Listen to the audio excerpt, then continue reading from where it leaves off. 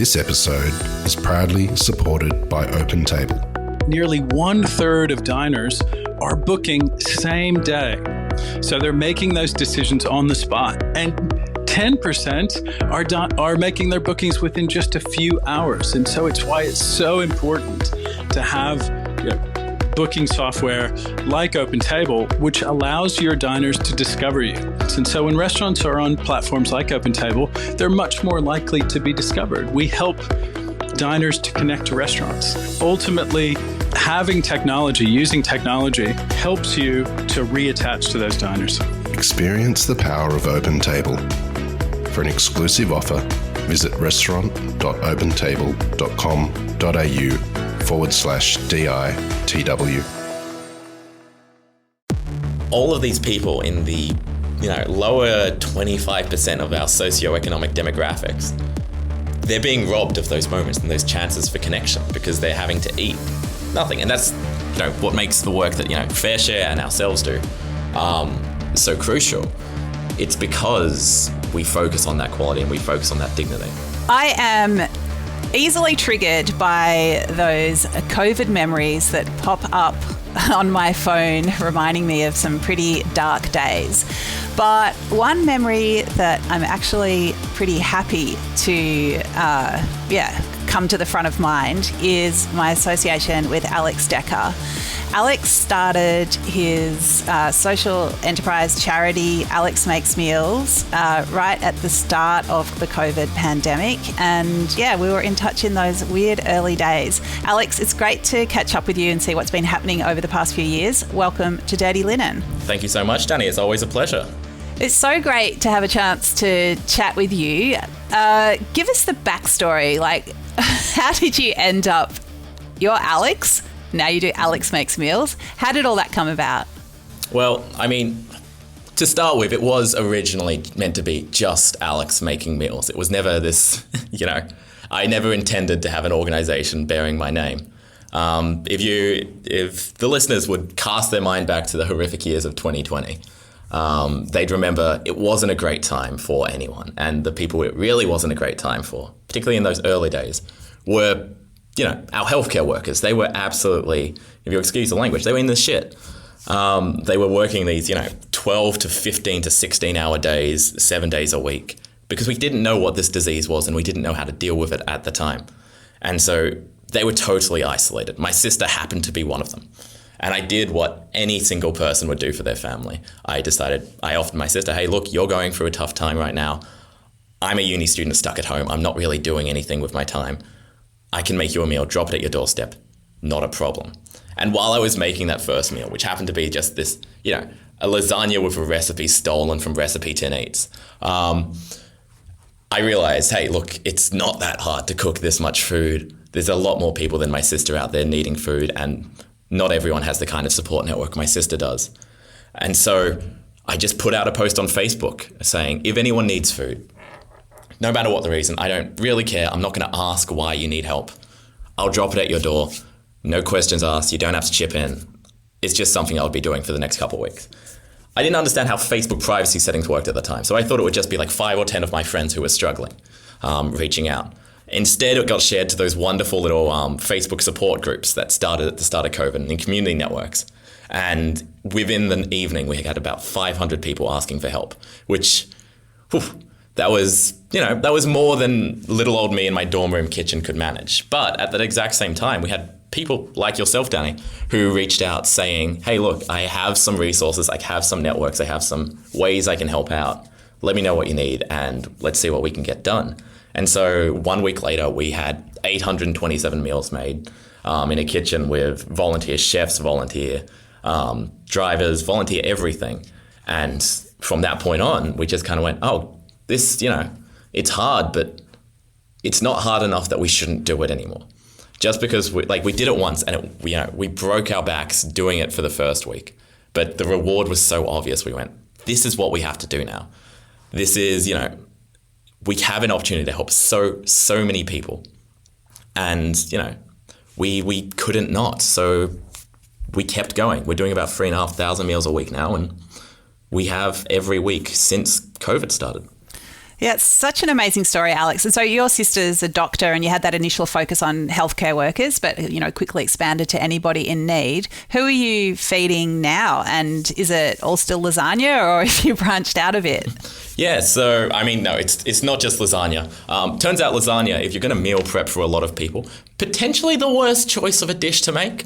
You have all those layers. Yeah, so many layers, so many wait steps. Like you've got to soak the pasta sheets, you got to make the bechamel, it's nightmarish in like the complexity of the dish. Great for making a family and showing how much you love your family, but really bad when you start making a couple hundred at a time, right? Now we are feeding what you'd call the traditionally vulnerable groups. So you have the classics like homelessness, people fleeing domestic violence, people in horrific situations that you'd see on some, really heart-wrenching poster in the street. But we also have a lot of new groups that really haven't seen the kind of food insecurity as they have at the moment, So we have, international students is a big one that's starting to pop up. People who don't have necessarily the money to fly back home because they lost their job from COVID, but don't have the government support networks to be able to, get any support other than us. And so you have them, you have a lot of international imports who are really struggling at the moment. But you also have families who have never had to see the aid side really have to come and seek help from groups like ourselves for the first time because of rents going up, rental crisis, bills going up, the whole gamut, right? And so we're serving anyone who needs it is the long and short of it. And that's kind of our ethos. We don't really pick and choose who we serve. If you need food, we trust that you need food. Yeah, it's not something that people are scamming, that's for sure. Alex, you started this when you were 19. You were a uni student, as you said. This is a pretty big life redirection. What were you studying? Did you finish your course? And how does it sit with you that this is now who you are and what you do? Yeah, it was. Well, look, there was a bit of an identity crisis, I guess. I was studying potentially the least related degree to what I do right now, nuclear chemistry, back then, and so you could argue that some of the systems approaches and the combining of stuff to make something is similar, but in reality, it was the furthest possible work from what I'm doing now. I dropped out probably 3 weeks in. To Alex Makes Meals and went, this is actually everything I've ever wanted. In a job, everything I've ever wanted in work. The purpose is so immediate. The reward is so immediate for what we do. And, far and above working in some chemical lab doing testing for the rest of my life. Today I have a chance where I can go into the kitchen, I can cook God knows how, I can cook 1,000 meals in a day and see those meals get delivered to people on the streets that evening. Right, so it's a really immediate turnaround. You never question whether or not you're doing something good, and you never question whether or not what you're doing is helping people at the end of the day because you can see it. And yeah, it's been a massive identity shift for me. I've had to stop looking at myself as, hey, I'm a chemist. I'm training to be a chemist. I'm going to do great things, chemical engineer, yada yada. Now, my long-term trajectory is focused purely around how do I help the most people with the time I have on this planet, And that's a very different outlook on life. That's so interesting. Before COVID came and turned everything upside down, did you have any sort of underlying doubts about your path? Sort of. I had the doubts that everyone in their, late teens to early to mid 20s have, right? Is this the right thing to do? Yada, yada. Oh, why do, nuclear chemistry when I could do structural engineering kind of stuff? But I never questioned whether or not I wanted to go down that academic path. For me, it was always a given, And then for the first time I ever had the opportunity to not go down that academic path, I found out I love it, I love not having to engage in huge, pointless theoreticals when instead I can help people in front of me. So there wasn't any doubts per se about, what was actually going to happen. And I had no doubts that the career path I'd chosen was the right one. But then, COVID happened, and for so many, it really gave me a chance to reassess my situation like I never could have otherwise. And in those early days, it scaled so quickly. What were some of the challenges and I guess, successes that you had in those early days? Yeah, so the first week was the first week was less of a challenge than the weeks after that, right? So we went from making no meals a week to making 800 meals a week. And that's in terms of scale, that's the largest jump we'll ever see, because that, meals from nowhere. But then the first week after that first week, the news got in touch with us. You actually helped us refer us to a couple of journalists that you thought would find it interesting. And we made front page of The Age and a feature piece on the project. And all of a sudden, this tiny little GoFundMe that up to then had raised about $1,500, in the space of 24 hours raised about $80,000. And if you look at it from a resource allocation point of view, no sane person would give a 19-year-old $80,000 to spend, right? The temptation to buy a new car was huge. So it was it was all of a sudden the shift from, this is a fun thing I'm doing with my friends, and this is, a way to spend COVID, just help out, everyone's helping out, yada, yada. It was shifting from, this is a fun hobby I've picked up, to, oh goddamn, now I have an organization. And $80,000 is it's both a lot of money and not much money at all. In that, to an individual, that is a year's salary, but to an organization that has to, pump out 3,000 meals a week, it's not much. It doesn't take you far. But it was still enough that all of a sudden the responsibilities changed from, how do I make sure my friends are having the most fun, and how do I make sure we're having the most fun helping people, to, how do I maximize these resources to make the biggest impact? And how do I make sure this organization is here to stay? Because food relief only works if it's a long-term thing. If you give someone a meal on the street tonight, that's wonderful, and that person will thank you tonight. But it's not going to do a huge amount to change their actual situation long term. But if you give them, 3 meals a week every week for the next 50 weeks, that's a year of them not having to figure out how to buy their own meals. That's a year of them not having to prep their own meals, a year of them having that financial, flexibility, and a year of them having that time that they otherwise wouldn't, in which they were trying to find and source and cook the food. And so we had this situation where, we very quickly realized that if we wanted to make a difference, we had to stick around for the long term. And that was a really tough shift to make. Going from short-term thinking to long-term is near impossible. And I had no experience in it. So it was about, I also had to learn a lot during that time about long-term strategy. And so, Alex, what's the structure of Alex Makes Meals now? Is it do you have a board? What's the ongoing funding model? How do you actually pay yourself? Yeah, so I'm currently getting paid probably about half minimum wage because I'm a masochist. But we're full charity. Every single little bit of due diligence work is being done. And let me tell you, that in itself is a whole that's a degree worth of work doing. And I've been very grateful to get very experienced people on board to help me with that side of things. We have a full board that, can fire me if they so choose. But yeah, we are a full established organization now, and we've been very lucky to get there. We're funded through public donations primarily. So we have, the occasional fundraising dinner. You're actually hosting one coming up, but by the time this podcast comes out, tickets would have closed, so don't worry about it. And we are, of course, very grateful to people like yourself who help us with those things. People can just send good vibes, and if they've got tickets, they're lucky. Yeah. If you've got tickets, man, the food there is well and above the ticket price. So good, well done on getting tickets, but send good vibes anyway. And so we have those one-off events, but our main source is just people essentially waking up one morning and going, hey, I could probably help with food relief. How do I help these people? How do I help the people in my community? Googling food relief near me, and we come up, which is, it's an interesting funding model. I wouldn't say it's necessarily the smartest set of business decisions to get there. And so we're setting up long-term structures of social enterprise, which can, both do good work in the community, but while doing good work in the community, can raise money for the food relief that is central to our business.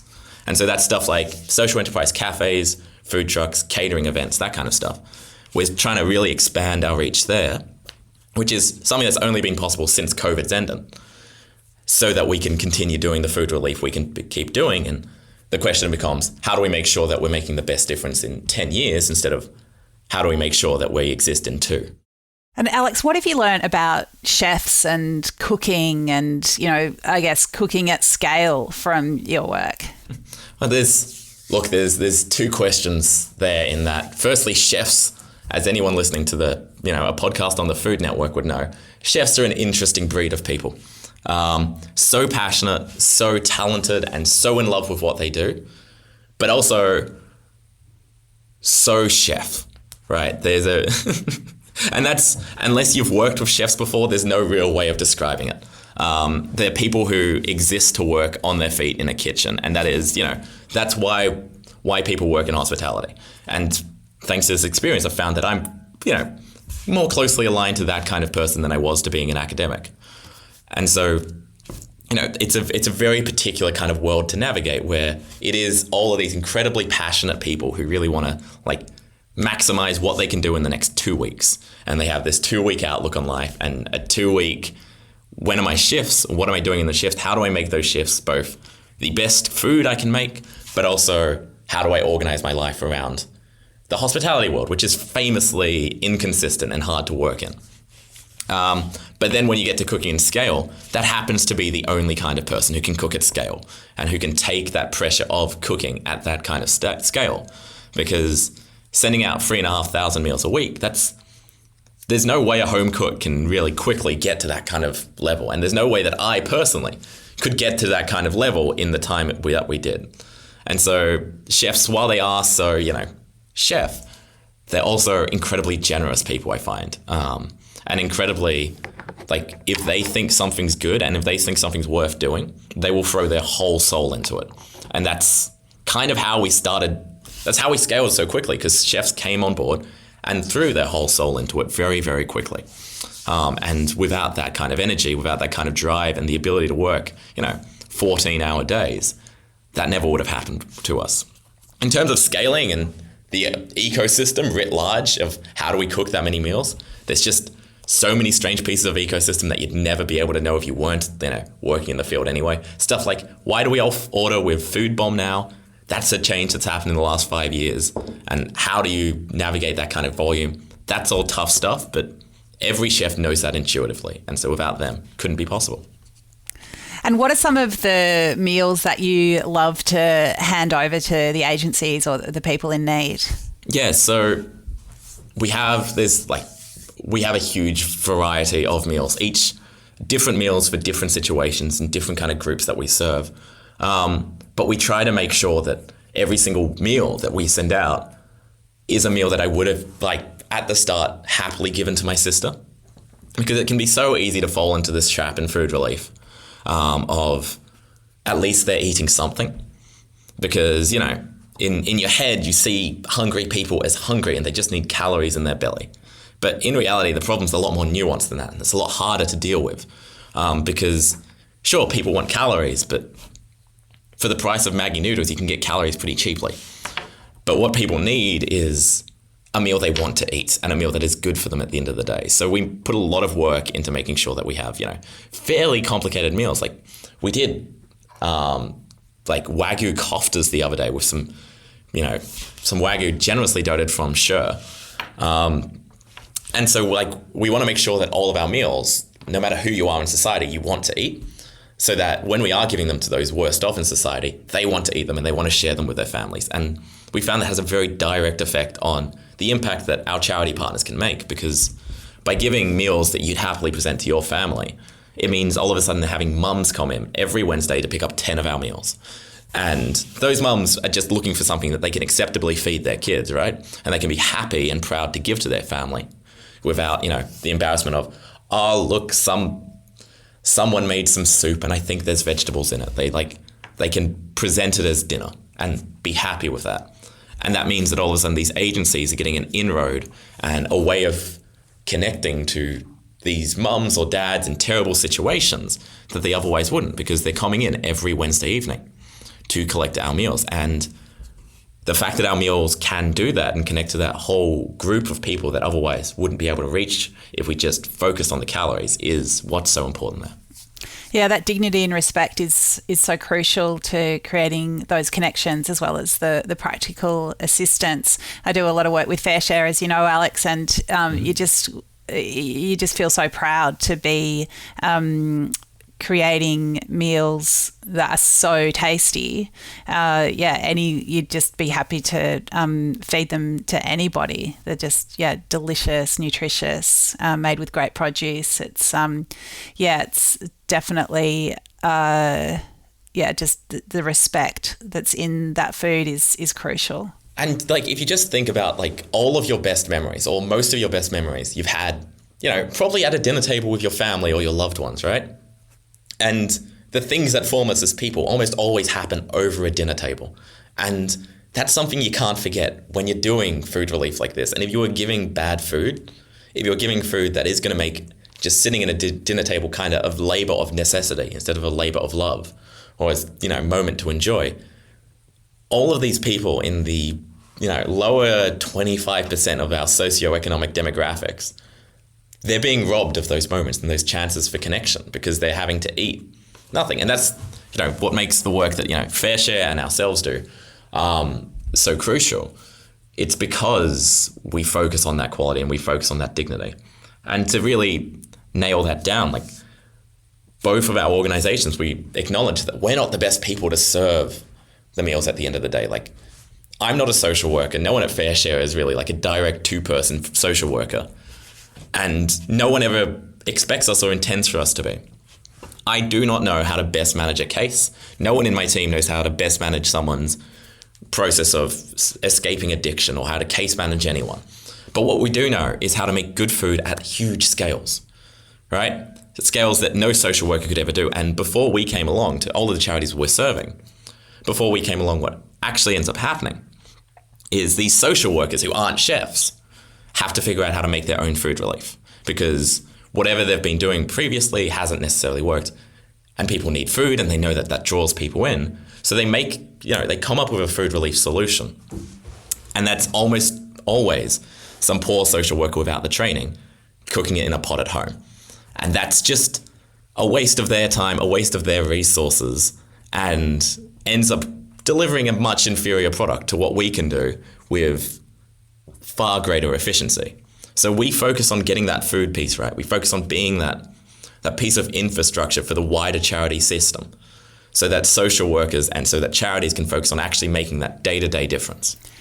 Alex, it's a conundrum when you're working in food relief, I reckon, because underlying it is this idea that it's necessary, but it shouldn't really be necessary. The ideal trajectory for organisations like Fair Share or Alex Makes Meals is that they just weren't needed anymore. That, people were able to, everyone was supported enough in society that they didn't need food relief. How do you sort of puzzle that one out? Yeah, look, the standard thing in the charity space is pretty much every charity exists so that the government doesn't have to take responsibility for something at the end of the day, right? Like, something like Fair Share is in large part in their capital expenditure projects funded by government grants, but almost all of their day-to-day running costs, the stuff that actually matters at the end of the day, is funded by private equity or private donations. And that's the same for us, right? And we all acknowledge that we only exist to lessen an evil that shouldn't ever have to be questioned or ever have to be there, right? Food security shouldn't be a problem, particularly in the richest country on the planet. And so our goal is, long-term, that no one needs to rely on our food relief side of things. But we've also found an immense and completely accidental value in the good that happens within the kitchen, right? So even if tomorrow no one actually needed the food relief at the end of the day, there's so much good going on within our kitchen itself, in that we have these people who, for whatever reason, are free on a Wednesday and a Tuesday and a Monday and, free during the week. And a lot of the time need that kind of social exposure and need that social connection. And because we're not at a scale like Fair Share, which does, at times up to 70,000 meals in a week, right? We are smaller in a sense, or in every sense, we're smaller.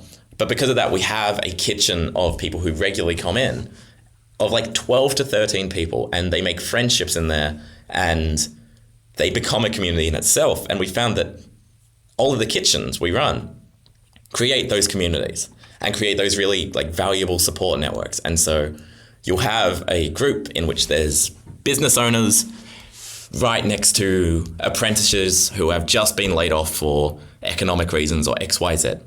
And just having them in the same room working on something together creates such a strong sense of community resilience and a strong sense of robustness within the community itself, because all of a sudden they're in a position to help each other, and they're in a position where lessons can be learnt intergenerationally within the kitchen itself, because they're standing next to each other while they're working. They'll talk to each other, but also everyone in that kitchen has a unique sense of purpose, which can happen in so very few things, and cooking is one of them. If you ever, all of the chefs you ever have on, right, will talk about the camaraderie they have in the kitchen and like the sense of solidarity they have with all of their team and how they're all working to do what is hospitality. Is like, it's a very painful process and it's a lot of work, but doing it with their team is what a lot of chefs get out of it. And the reason why chefs so often underpay themselves and don't pay themselves what they're worth, it's because